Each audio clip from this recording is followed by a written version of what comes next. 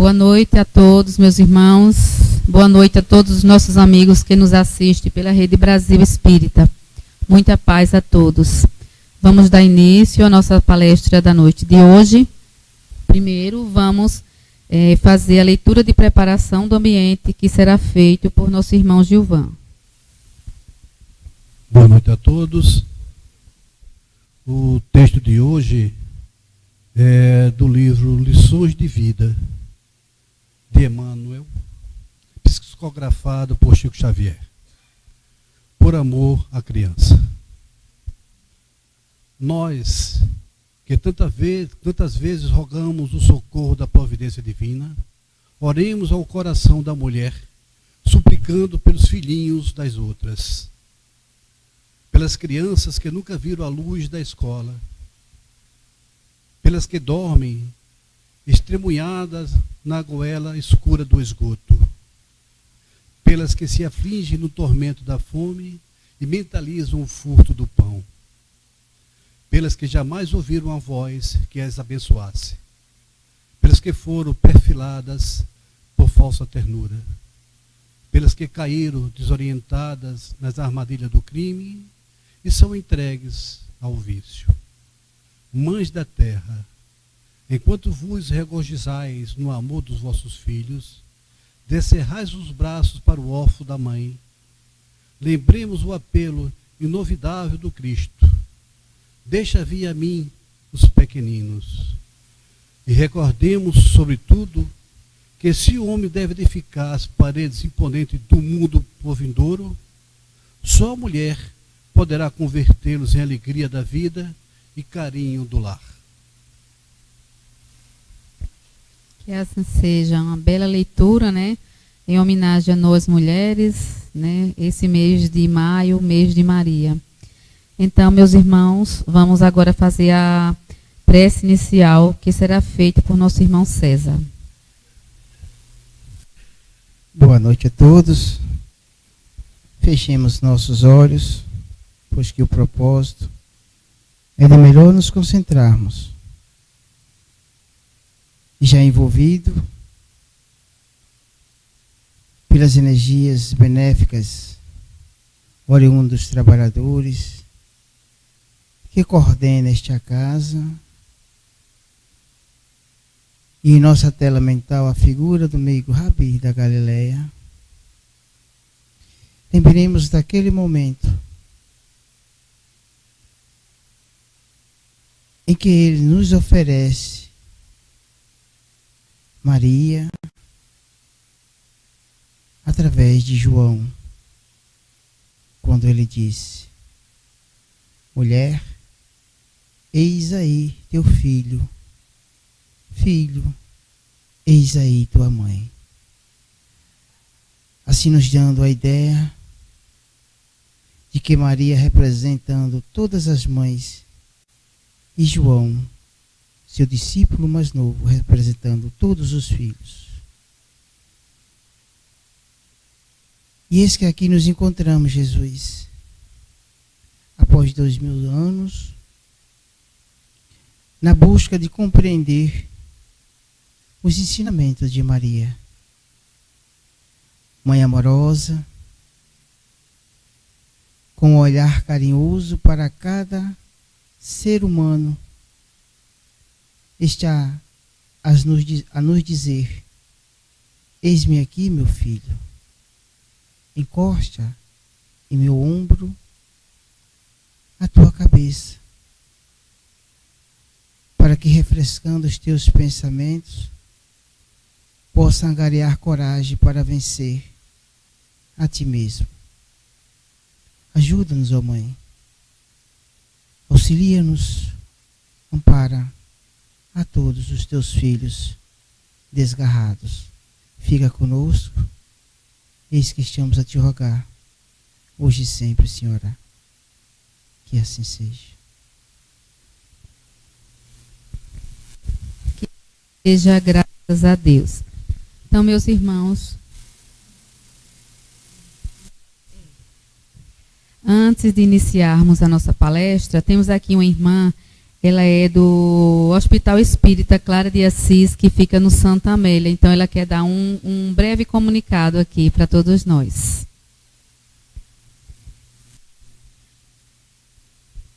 Boa noite. Já queria agradecer a oportunidade, né, de estar aqui falando para vocês. Então, eu pude entregar para alguns, quem eu não entreguei pode pegar lá embaixo. A gente veio divulgar um retiro de autoconhecimento que a nossa Casa Espírita está fazendo agora, desse sábado próximo.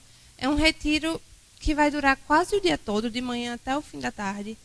E nesse dia a gente vai estar trabalhando diversos assuntos, diversas questões interiores, né, na busca do autoconhecimento, do autoaperfeiçoamento. E é recheado de coisa boa, vai ter musicoterapia, exercício terapêutico. Vocês podem dar uma conferida aí no final. E vai ter o almoço incluído, o coffee break incluído. Então, é um dia cheio de aprendizado, aberto a toda a família. Chama pai, mãe, filho, irmão, que vai todo mundo aproveitar bastante e colher muito conhecimento bom nessa vivência. Então, estão todos convidados. E é isso. Obrigada, diretoria. Obrigada a você, minha irmã. Então, vamos dar a nossa palestra hoje com o tema O Propósito de Nossas Vidas. E nossa irmã Verinha Porongaba vai nos dizer qual será esse propósito. Boa noite a todos. Obrigada pela presença, todos aqui que se fazem, né, atentos ao que a nossa conversa, os nossos irmãos desencarnados também. E desde já eu gostaria de agradecer a todos os ouvintes da Rádio Brasil Espírita que nesse momento estão conectados em diversos pontos do mundo conosco, não é? Para refletir esse tema muito, muito importante. A figura inicial é bem sugestiva, eu vou deixar para comentá-la depois. Cada um vai entender de um jeito, será que, não é? Mas o que eu queria começar a refletir é que nós espíritas costumamos ouvir dizer e afirmarmos que a Terra é uma grande escola, que nós estamos aqui para aprender. E nessa aquisição de todos esses conhecimentos, desde a hora que nascemos até a hora que partimos, nós vamos recebendo da vida lições, circunstâncias que vão se apresentando, das quais, se estivermos atentos, tiraremos excelentes aprendizados, excelentes conhecimentos. Mas nem sempre as circunstâncias se colocam de forma clara que façam de imediato sentido na forma de recebê-las, né? Então, durante muitas situações da minha vida, eu tive uma imagem mental, que agora eu compartilho, de que o aprendizado é como um jogo de quebra-cabeça. Isso aí ficou muito claro para mim quando eu comecei a fazer uma primeira pós-graduação em que disciplinas novas, que não faziam parte da minha formação, pareciam tão esquisitas e tão estranhas, que eu dizia, onde é que isso vai encaixar? Quando que eu vou usar isso na vida? E eu achava que nunca ia aproveitar aqueles conhecimentos. Até que depois, numa situação específica, 2 anos depois, eu me vi numa circunstância que eu precisei daquele conhecimento que estava arquivado lá dentro. Aí eu falei, é aqui que encaixa. Então, esse tema de hoje, ele vai encaixar. Vai encaixar especificamente, pelo menos essa é a minha intenção, com o tema da nossa última palestra, que eu fiz aqui, que foi o Despertar do Espírito, em que nós trouxemos, para recordar, não é? As explicações de Joana de Ângeles sobre os diferentes níveis de consciência. Desde o nível 1, em que o espírito já está encarnado, já tem inteligência, mas que é movido essencialmente por impulsos, pelo instinto, e extremamente mobilizado pelo próprio ego, ao nível 2, em que ele começa a se dar conta, né, a partir das experiências adquiridas, o espírito começa a ser capaz de distinguir, discernir circunstâncias que vão formando para ele um repertório de conhecimentos e de experiências vividas. Até que o espírito chega no nível 3, e aí eu vou trazer a imagem exata da palestra anterior, em que é o sono acordado. Esse nível, a Joana nos explica, somente a gente recordando, que começamos a descobrir a finalidade da própria existência. É quando a gente atinge ao nível 3 que a gente começa a pensar: para que eu estou aqui? Qual é o sentido da vida, minha e de todos? E a gente começa a se perguntar. Nesse nível 3 de consciência, tomamos consciência da nossa responsabilidade. Então a gente começa a dizer: nós não estamos aqui à toa. Algo me compete fazer. Eu tenho alguma responsabilidade a cumprir. E, ao mesmo tempo, a gente aprende, já tem consciência de que a paz e a felicidade é uma conquista íntima. Então, a gente deixa de ser daquele tipo de pessoa que culpa tudo e a todos pelos seus infortúnios, pelo que deu errado na vida. É porque meu pai não me proporcionou tal isso, porque minha mãe era assim, porque a escola não me ensinou, porque... E aí a gente começa a compreender que nós somos os protagonistas das nossas vidas. Os principais autores da nossa vida. Nesse nível, passamos a viver a vida sobre uma nova dimensão. E direcionamos esforços para a família universal. É aí que a gente começa a abrir o coração realmente para receber as mensagens. Está começando a falhar. E nesse nível de consciência 3, começam a acontecer transformações profundas e o senso de religiosidade nos abraça. A gente é movido a procurar uma crença que responda às nossas indagações. E a gente, mais que isso, percebe que a vida precisa da nossa colaboração.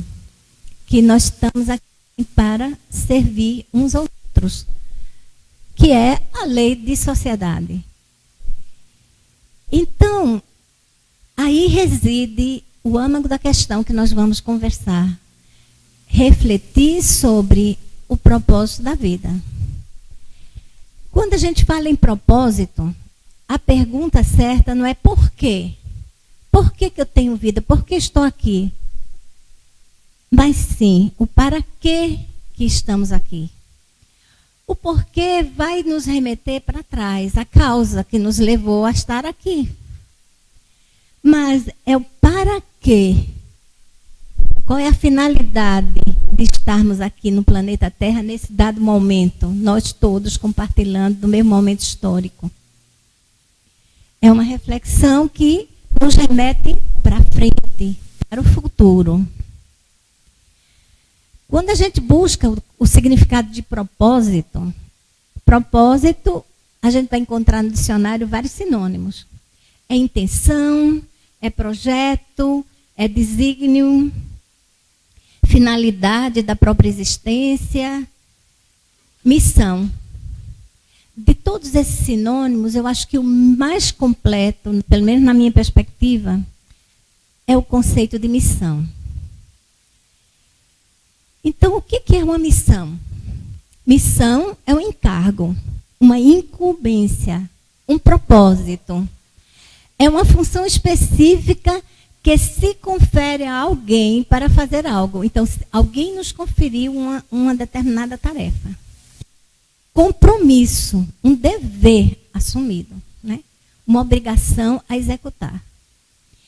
Então, o sentido de missão é algo fundamental para que a gente se sinta importante na vida. Significado. Para que não caiamos naquele já tão conhecido por tantas pessoas atualmente como o vazio existencial. Quem cai no vazio não identificou, não percebeu a sua missão de vida, não é? Então, missão é algo tão importante que há várias décadas atrás as empresas compreenderam que elas também têm missão e que para sobreviver de competitividade, elas precisavam ter clareza na missão e, inclusive, deixar essa missão clara para todos os seus colaboradores. Porque, na verdade, é a missão que agrega, que une os grupos.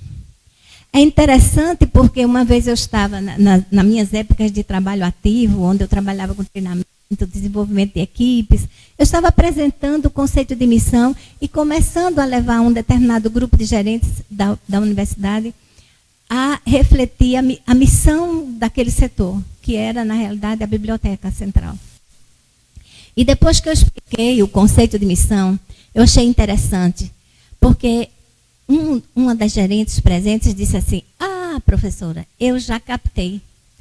Missão é o grudinho. Eu achei tão linda que eu nunca esqueci. É o grudinho que agrega as pessoas. Quando a gente percebe que a nossa missão é a mesma missão de cada um, de repente a gente se identifica como grupo e tem um propósito comum. Então, muitas vezes, o que falta aos grupos de trabalho é a identificação da sua missão. Para que estarmos aqui? Mas, nesse momento, nós estamos começando a refletir a nossa missão individual, a missão de cada um.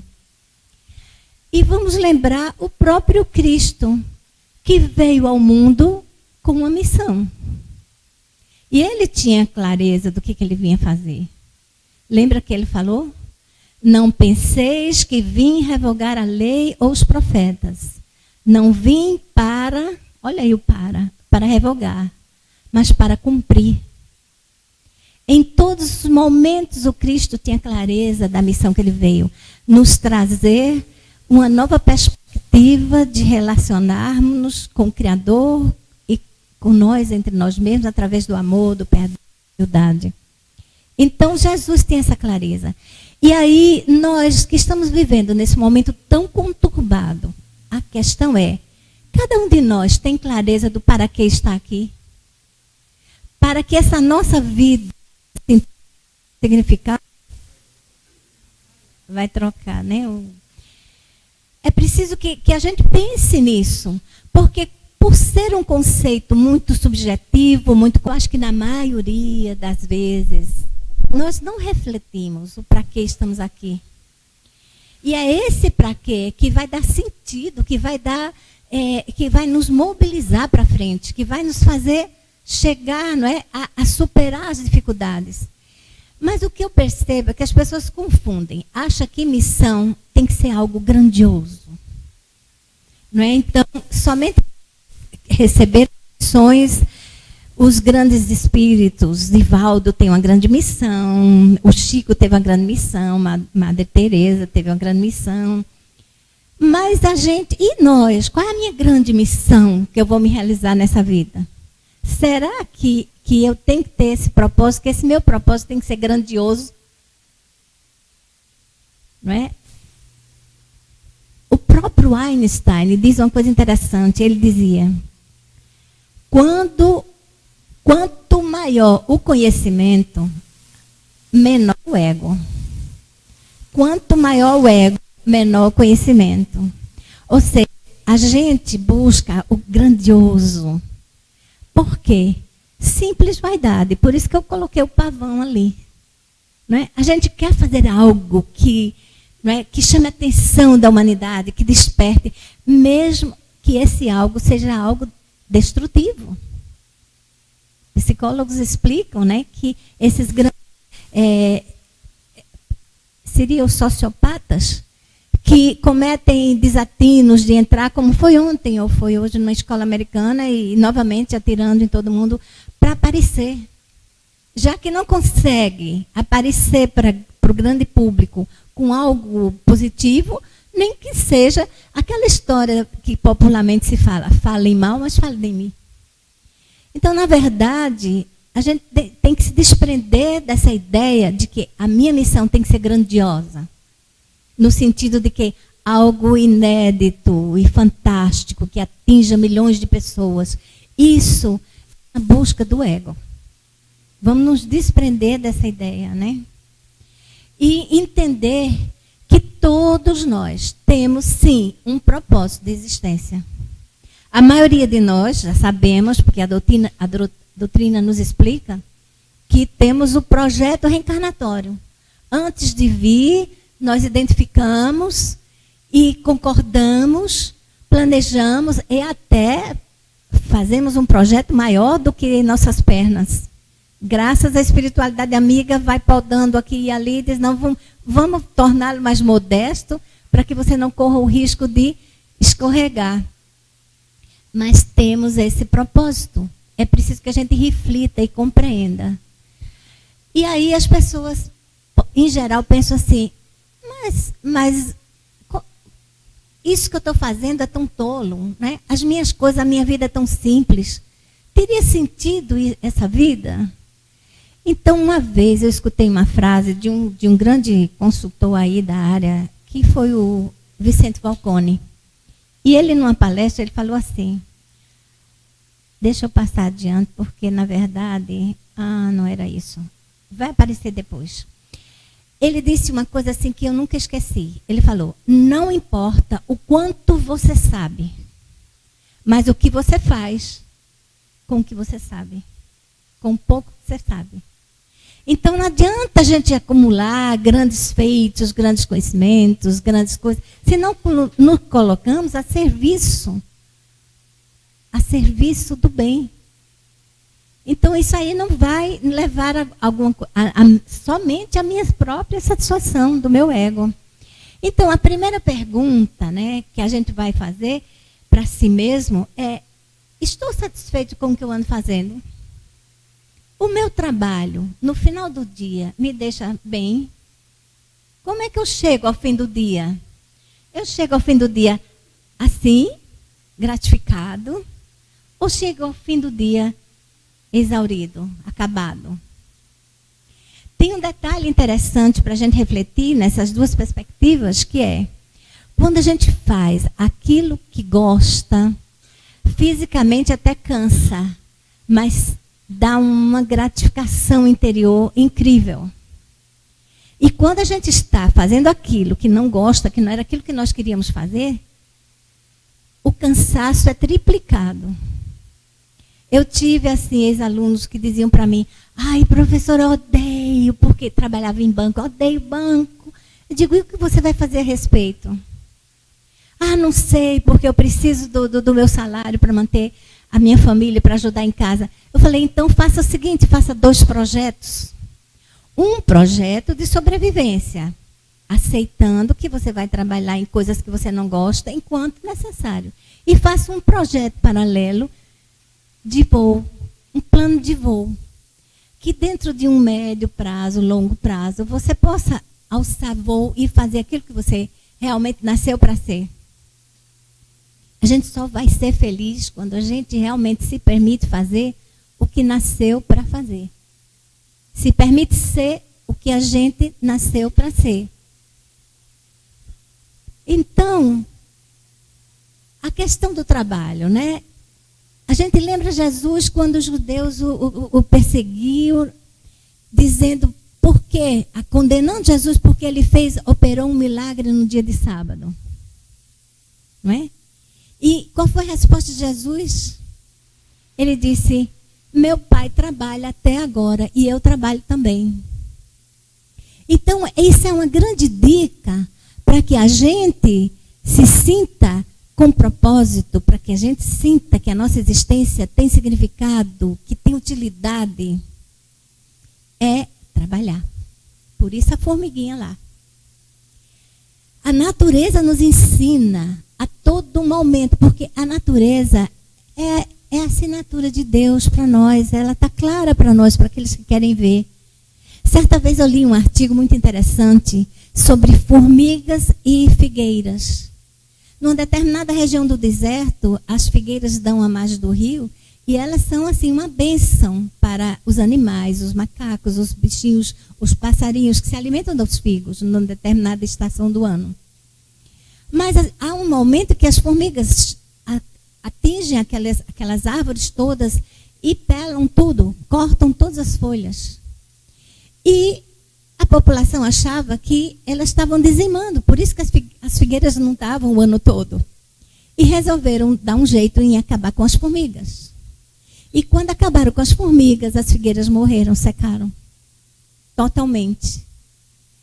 Então, eles descobriram o que está acontecendo. Aí foram identificar que ao morder e a cortar as folhas, as formigas deixavam ali uma essência qualquer que revitalizava as figueiras. E elas eram indispensáveis para a saúde daquelas árvores. Nada na existência, nada é sem propósito. Por mais que a gente não consiga compreender. Então, como é que nós, filhos de Deus, estaríamos aqui sem propósito? Se tudo na natureza, a mais ínfima ameba, o menor dos vírus e micróbios, tem propósito. Imagine nós, filhos, né? A semelhança do Criador. Então, nós temos propósito. Só que a gente está se esquecendo. Nós não estamos recordando. E os espíritas não poderiam nunca chegar nesse ponto de esquecer seu propósito. Porque a todo momento a doutrina está nos trazendo os ensinamentos, né?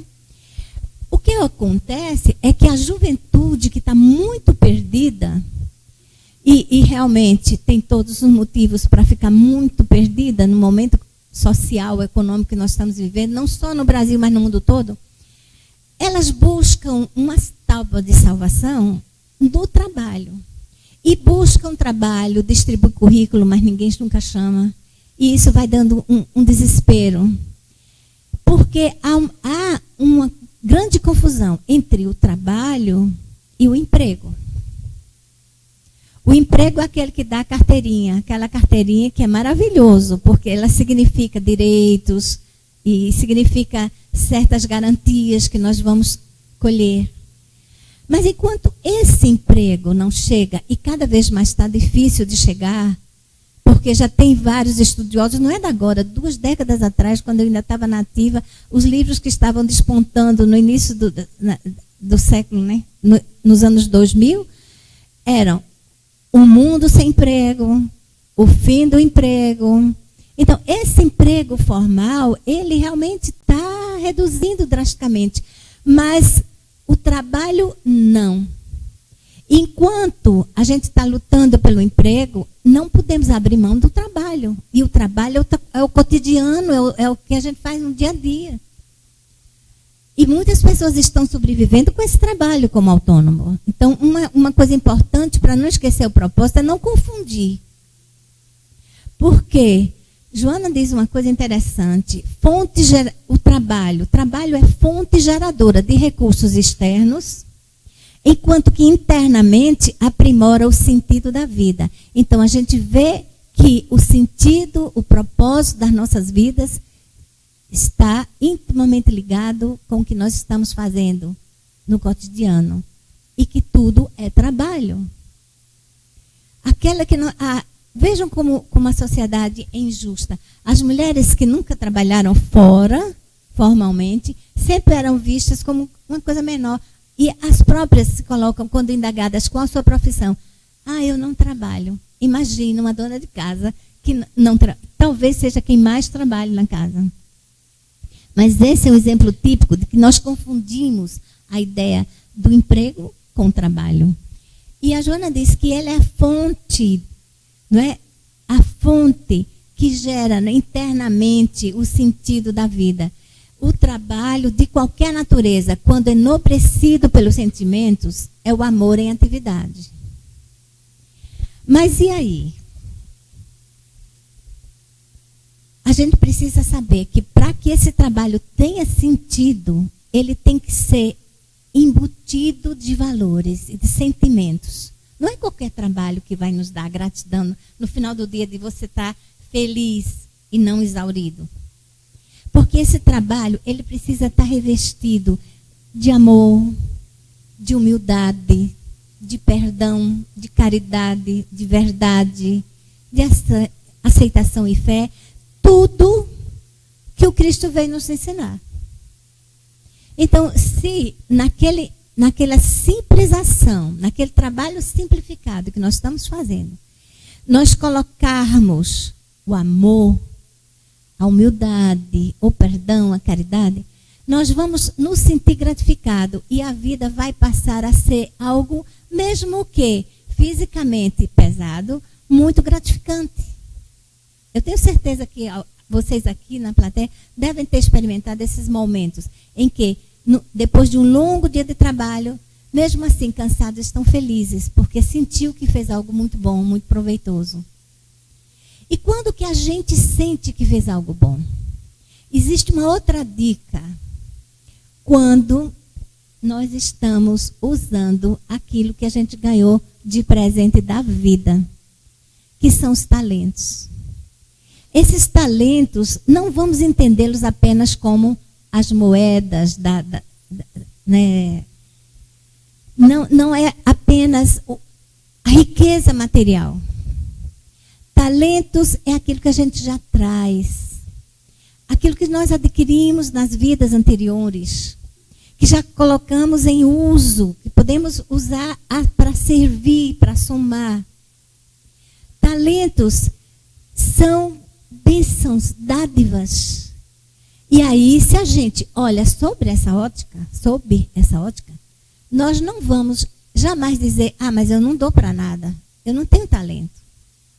Quando a gente está propondo a um jovem, alguém que chega aqui na casa à busca de sentido, porque a vida está vazia, porque está desesperado, que está olhando tanto para o próprio problema, e nós propomos assim, olha, começa a pensar o que você pode fazer por alguém. E aí as pessoas dizem, mas eu não sei fazer nada. É impossível que exista alguém que não sabe fazer nada. A nossa existência tem algum sentido. Então, quando o Cristo...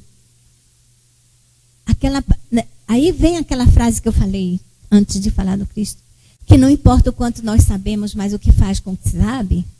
A gente pode ter muito conhecimento, ser um cientista louco, que nada faz não agrega valor para a humanidade, não agrega valor ao grupo que pertence.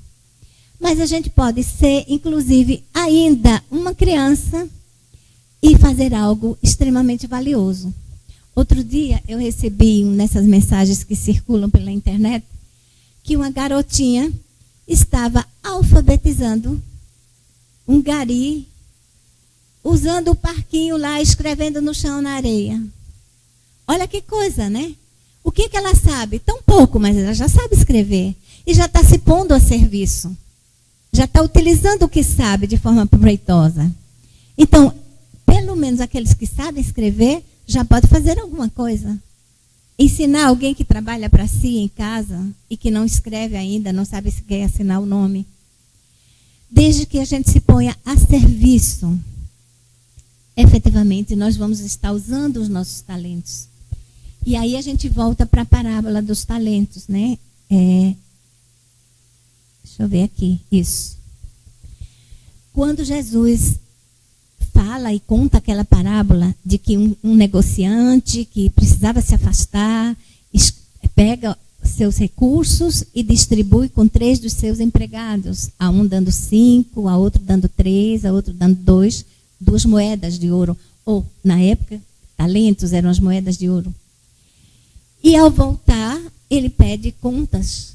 E o que tinha recebido 5 e 2, tinham investido, tinham duplicado e devolveram àquele senhor uma riqueza maior do que ele havia deixado. E o que recebeu 2, temeroso de não saber lidar e que o senhor iria ser exigente e rigoroso com ele, enterra, para garantir que não seria nem roubado. E daí, ao enterrar, na volta devolve, eis aqui, senhor, guardei bem guardado, ou no lencinho, ou enterrado. E aquele senhor é severo com ele e o dispensa. O que Que lição a gente tira disso daí?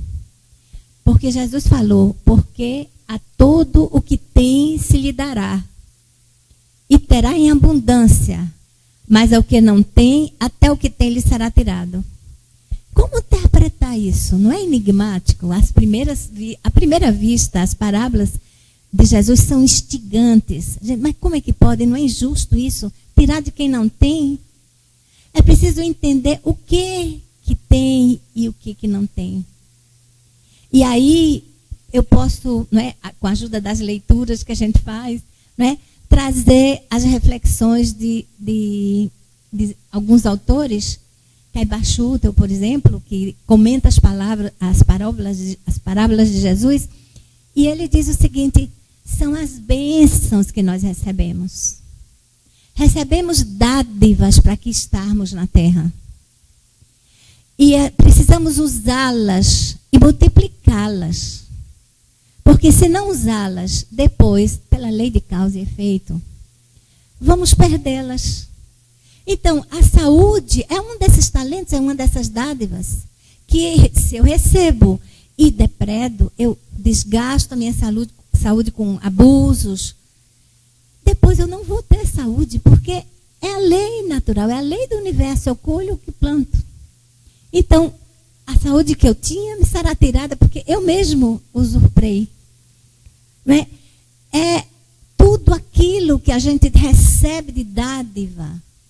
E aí a gente pode até refletir o seguinte: será que alguém que está muito enfermo, num leito, ainda tem algo que possa fazer?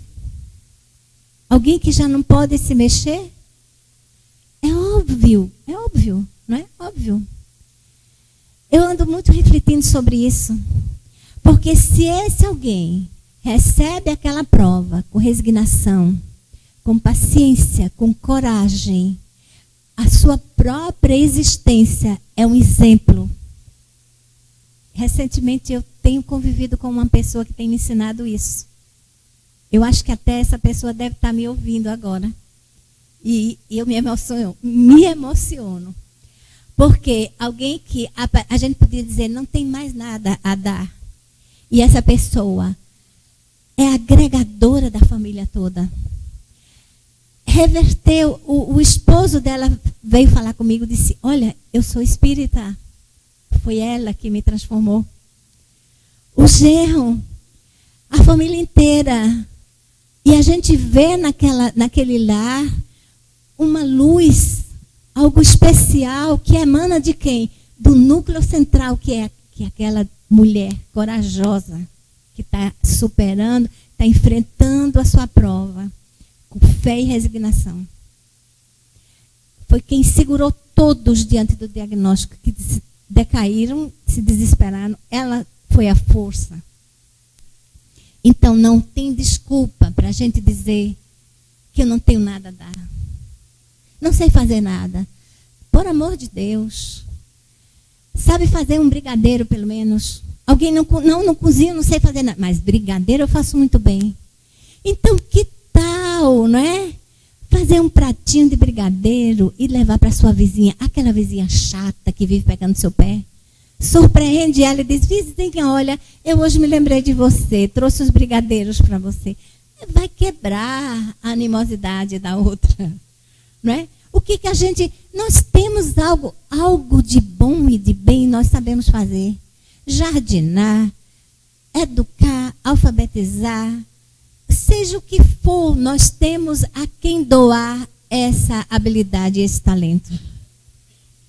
E quando as pessoas se sentem sem propósito, sem destino, é bom lembrar uma outra coisa, que eu acho importantíssima.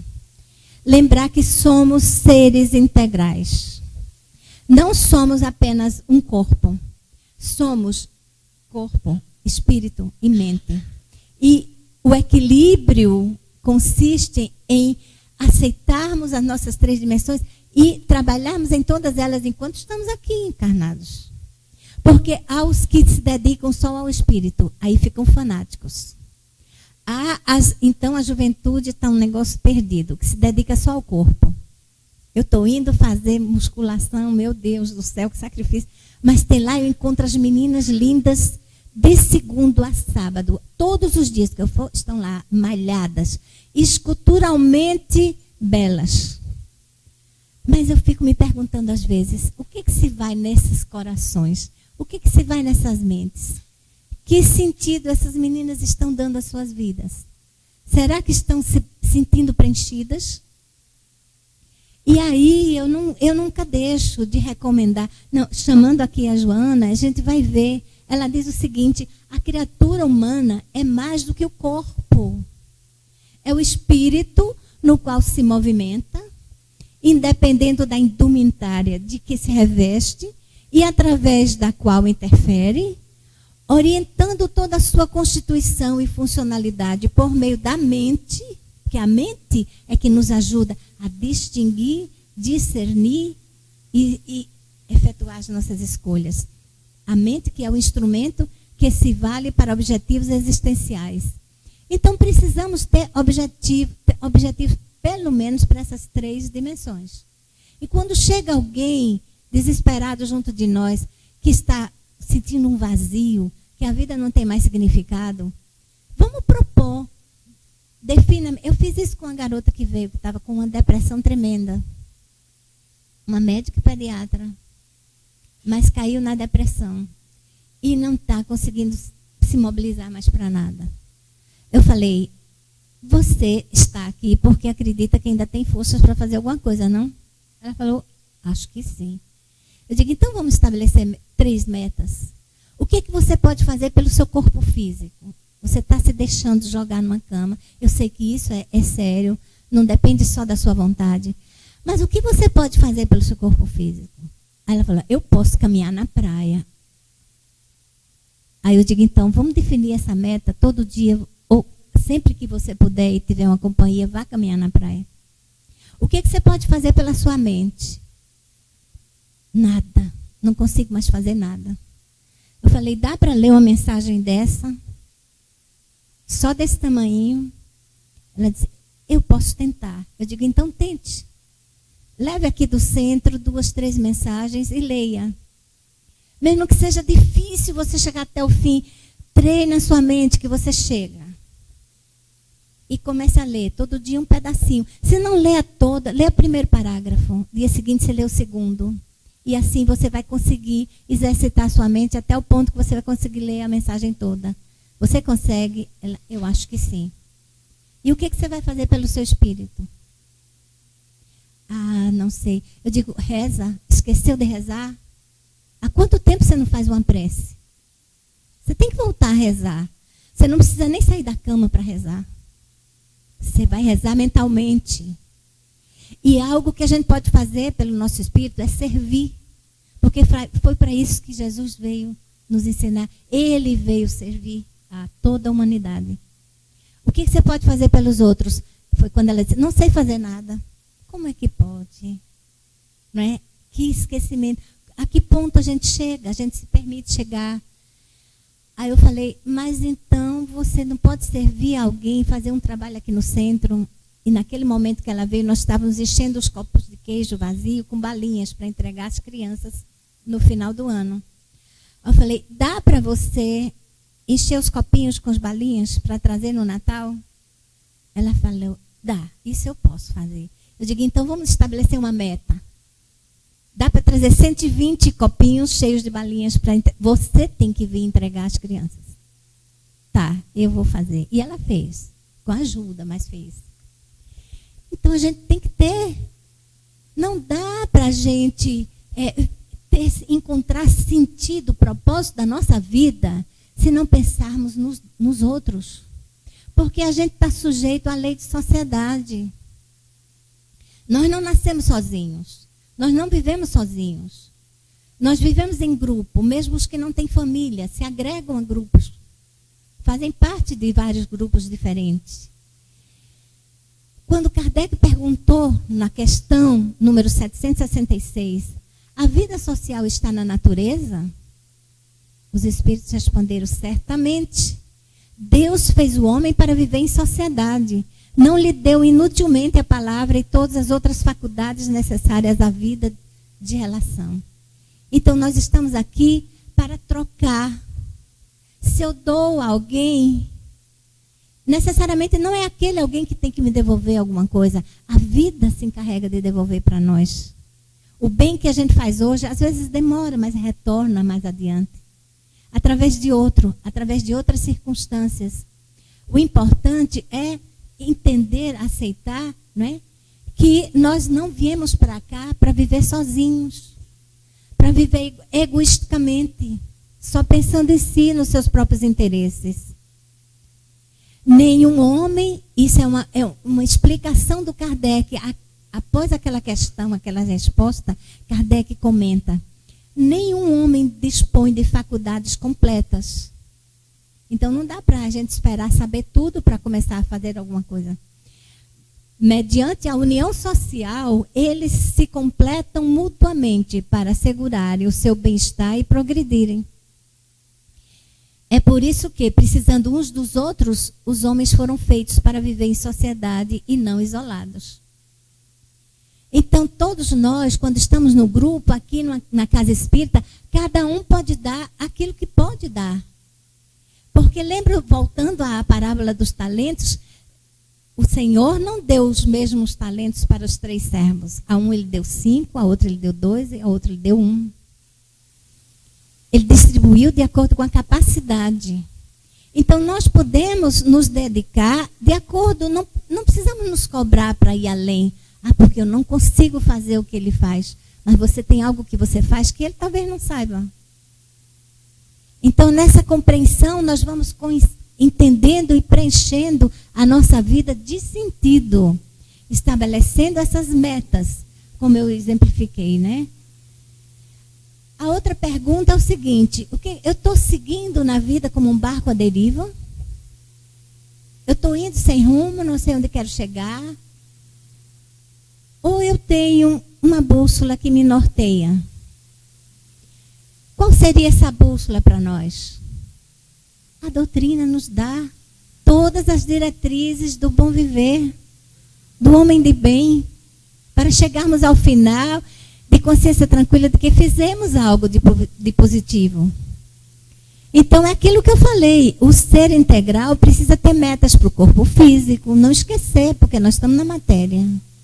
Se essa meta for, vou emagrecer 100 gramas, que seja, vou engordar 200 gramas, que seja, né? Metas para o espírito, né? Vou me melhorar num determinado aspecto, eu já me dei conta, não digo para ninguém, mas lá no íntimo eu reconheço que eu sou muito orgulhosa. Então, eu vou estabelecer isso, vou botar num caderninho e dizer, tenho que trabalhar o meu orgulho, o meu amor próprio. Tem que estabelecer metas para a mente. O que eu faço para manter a minha mente ocupada? Para que ela não fique no devaneio, como o barquinho à deriva. Para que eu ocupe a mente com coisas produtivas. Nós temos, a doutrina nos dá. E o lindo é que tudo é de graça. Uma leitura edificante, uma música edificante. Nós aqui temos a nossa biblioteca, emprestamos os livros gratuitamente. Pode levar, não é desculpa dizer, não tenho dinheiro para comprar livro. Pega emprestado.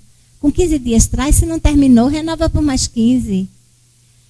Temos muito com o que fazer para preencher a nossa mente de coisas positivas. Não é? Sempre cuidar, zelar, para que isso que está nos entrando na mente não venha a ser verdadeiros venenos. Do tipo, as pessoas que estão acostumadas a assistir aquela TV Alerta, o Alerta Policial, aqueles programas terríveis, que lá em casa, quando a gente liga, a primeira notícia já vem mal, a gente já desliga. Vou esperar um outro momento, um programa melhor, porque isso vai contaminando, vai nos enchendo de pessimismo, de desesperança, de descrença na própria humanidade. Então, a nossa necessidade de objetivos é evidente. Aí vem o recado novamente da Joana de Ângeles. A busca de um sentido existencial por parte do ser humano constitui uma força inata e impulsionadora para o seu progresso. Nós trazemos isso dentro de nós, mas estamos deixando de regar esse impulso, essa busca, e nos deixando acomodar diante das dificuldades da vida. Então ela diz que ao identificá-lo, esse sentido de vida, não é? Torna-se-lhe o objetivo básico a ser conquistado, empenhando todos os recursos para a consecução da meta. Tenhamos metas modestas. Não precisa ser nada grandioso. Lembre-se do pavão. Não precisa aparecer. Não precisa sair na mídia. Você fazer alguma coisa de bom durante o dia, até dar um bom dia ao lixeiro que recolhe o lixo da sua rua, ao seu porteiro de prédio. Você já está contribuindo. E aí é preciso que, depois da meta estabelecida, tenhamos foco. Vamos ficar perdidos em 1000 coisas ao mesmo tempo, sem conseguir concentração? Precisamos. E uma outra regrinha básica que eu aprendi também com um professor que nem era espírita, mas ele ensinava planejamento. Ele disse uma coisa que nunca esqueci. Muito mais importante do que definir o que quero fazer é ter bastante clareza do que eu não quero fazer. Na hora que a gente estabelece o que não quer, eu não quero para mim isso, eu já elimino uma série de possibilidades, de tentações, de companhias, de leituras, de músicas, uma série de coisas. E aí o que fica, eu já sou muito mais capaz de selecionar entre o que eu desejo fazer, não é? A gente anda disperso ou mantém o foco no que deseja alcançar. As pessoas querem isso, querem aquilo, mas se dispersam, porque o mundo está assim, todo fragmentado diante de nós. A gente atende uma coisa aqui, outra coisa ali, e somos o dia inteiro cooptados pelos roubadores de nosso tempo. E a gente não dedica um tempo específico para o que é importante, tá? Vem uma outra dicasinha, como é que eu reajo às minhas conquistas, aquilo que consigo. Uma meta simples, mas eu consegui. Se alguém tem a maior dificuldade de pedir perdão, e um dia consegue a coragem e chega para aquele que achou que ofendeu e diz, fulano, queria ver com você aquele evento de trás, aquilo tem andado me perturbando. Você me desculpa, eu achei que eu não devia ter feito isso. Basta isso. É uma meta conquistada. E o que a gente faz diante das conquistas? Precisa fazer o quê? Agradecer. Gratidão, gratidão, gratidão. Gratidão por todos esses talentos, por todas essas dádivas que chovem sobre nós diariamente. E nós não estamos empregando devidamente, como fez o servo que enterrou as suas moedas. O que eu estou fazendo com as minhas moedas? O que eu estou fazendo com as minhas dádivas? Como é que eu estou empregando? Eu estou multiplicando-as no serviço do bem? Estou multiplicando-as no auxílio aos demais?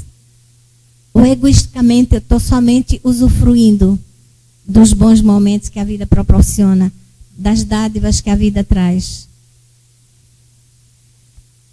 Tem mais uma dica. Refletir. Eu encontro alegria no que faço pelos outros? O que faço traz benefícios apenas para mim ou beneficia os demais? Em toda pequena ação, nós podemos levar o benefício a alguém. E isso está na nossa mente, na nossa intenção. Quando a gente faz e compartilha, qual é o sentimento? De alegria, de gratificação, de autorrealização. Certa vez eu ouvi de uma garota que fez um bem muito grande a alguém, e eu estava presente com ela no momento que essa outra pessoa vai agradecer. Eu vim lhe dizer como foi bom. Aí depois que aquela pessoa agradeceu, abraçou e saiu, ela virou para mim e disse, Verinha, sabe o que eu descobri? Fazer o bem vicia. Eu achei lindo. Porque quando você faz uma vez, vem de dentro a vontade de fazer de novo. De sentir aquela alegria outra vez. que os cientistas, os neurocientistas já comprovaram em laboratório, que são hormônios da alegria, que são secretados no cérebro, né? Quando a gente faz algo que a gente sente que contribuiu com alguém. Então, é isso aí. Mais uma mensagem da Joana. Ela diz assim: não te preocupes com os ingratos dos teus caminhos de amor. Prossegue ofertando luz sem te inquietares com a teimosia da treva. Onde acendas uma lâmpada, a claridade aí derramará dádivas. Não é, portanto, importante o tratamento que te deem em retribuição, mas sim o que prossigas fazendo por eles. Fazer por amor. O amor incondicional, sem esperar respostas. E o sentido existencial está lá novamente claro em Joana. Existir significa ter vida. Estamos vivos, estamos respirando, ainda que em cima de um leito, sem poder nos mover. Nós estamos existindo e tem um sentido. Fazer parte do universo, contribuir para a harmonia do cosmos. Então, para aqueles que ainda não descobriram qual é o propósito da existência, nós vamos lembrar, não é? Que esse reino de Deus, que é a grande dádiva, encontra-se na consciência tranquila, que resulta do dever retamente cumprido. Não precisa fazer nada grandioso, cumpra suas obrigações com amor, com abnegação, dos compromissos bem conduzidos, dos objetivos delineados com acerto, de todos os seus atos envolvidos naqueles sentimentos que Cristo nos ensinou, do amor, da humildade, da fé, da gratidão. Isso vai inevitavelmente trazer significado para a nossa vida. E nós não vamos sofrer esse mal dos tempos, que é o vazio existencial, que leva à ansiedade, que, se não cuidado, leva à depressão, que, se não cuidada rapidamente, leva à vontade de perder a morte, o suicídio. E dessa forma, nós vamos chegar naquele outro nível, já estou concluindo, hein? Que é o nível 4. Nós saímos do nível 3, do sono acordado, para chegar ao eu transcendente. Que eu não existo só para mim mesmo, eu existo para compartilhar com todos. Aquele que Jesus também veio nos ensinar, o eu maior. Não vamos agora até esperar chegar no 5º nível e dizer a consciência cósmica, que estamos ainda longe da consciência cósmica, que é o nível 5, em que eu e o Pai somos um. Foi frases de Jesus. Mas nesse nível, nós como espíritas, nós já temos todas as condições de chegar e de perseguir com vontade, com persistência, para chegar à condição de eu transcendente. O eu transcendente, que tem autoconfiança, que tem a mente saudável para lidar com todos os fenômenos existenciais, que sabe a dificuldade que existe na intensidade em que lidamos, a importância, a necessidade vai depender do tamanho da importância que dou a cada uma, que tem consciência de si mesmo e que somos mais do que o ego pode perceber. E começamos a nos colocar a serviço da vida. Então, o propósito da nossa existência está em servir amorosamente, fazendo aquilo que a gente sabe fazer, dando conta da nossa rotina diária, com amor, com ânimo, com alegria e agradecendo a todos os momentos por todas as dádivas. Dessa forma, somos aquilo que nascemos para ser, co-criadores do universo. E possamos refletir sobre isso. Muito obrigada pela atenção. Verinha, gratidão mais uma vez, né, por esta palestra maravilhosa.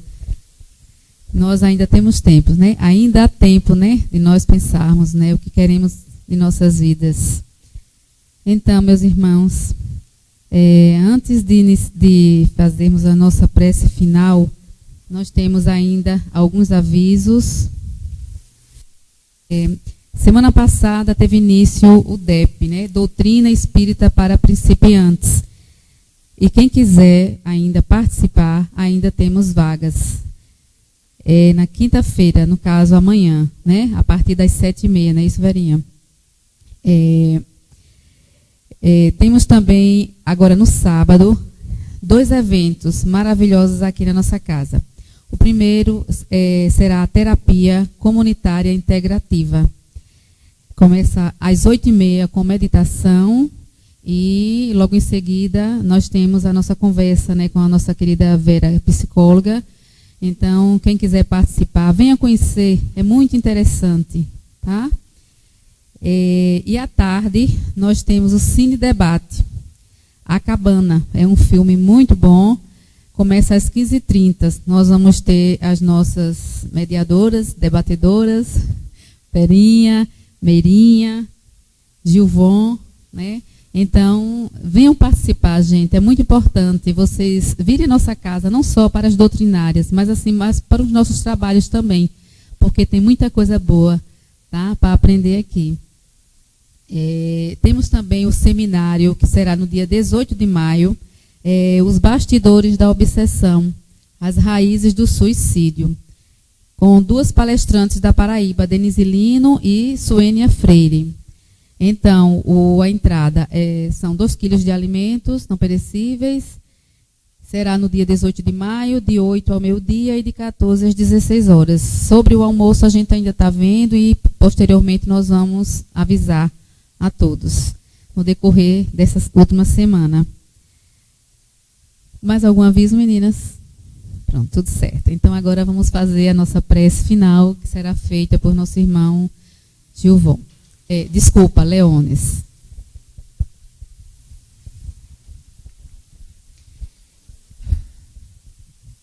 Meus irmãos queridos, vamos nos manter em sintonia com as forças do amor e do bem e agradeçamos ao nosso Mestre amado por tantas dádivas que Ele legou para nós através do seu Evangelho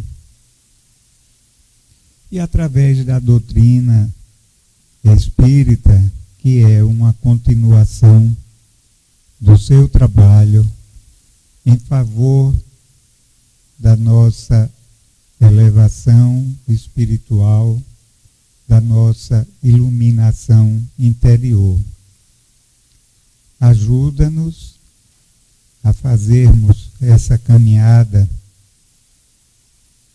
para a qual contamos com tanto auxílio, tanto nas obras, quanto nos amigos que nos ensinam através do exemplo, da dedicação, do carinho, e assim nos tornemos criaturas melhores, mais felizes, mais amáveis.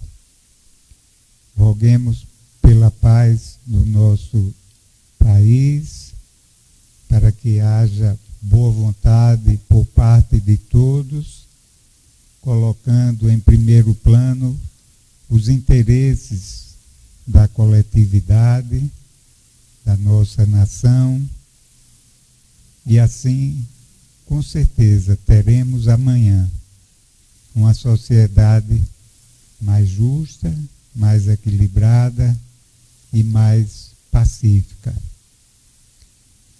Agradecemos também pela nossa casa espírita, que tanto tem nos auxiliado nessa caminhada, pelos seus dirigentes, os seus trabalhadores e todos aqueles que aqui vêm em busca de luzes, em busca de força, determinação, para percorrermos essa jornada que requer de nós renúncia, dedicação, foco e bons propósitos. Obrigado, Mestre, e que a sua paz esteja sempre na nossa mente e no nosso coração, nos auxiliando nas nossas ações, das nossas tomadas de decisão. Que assim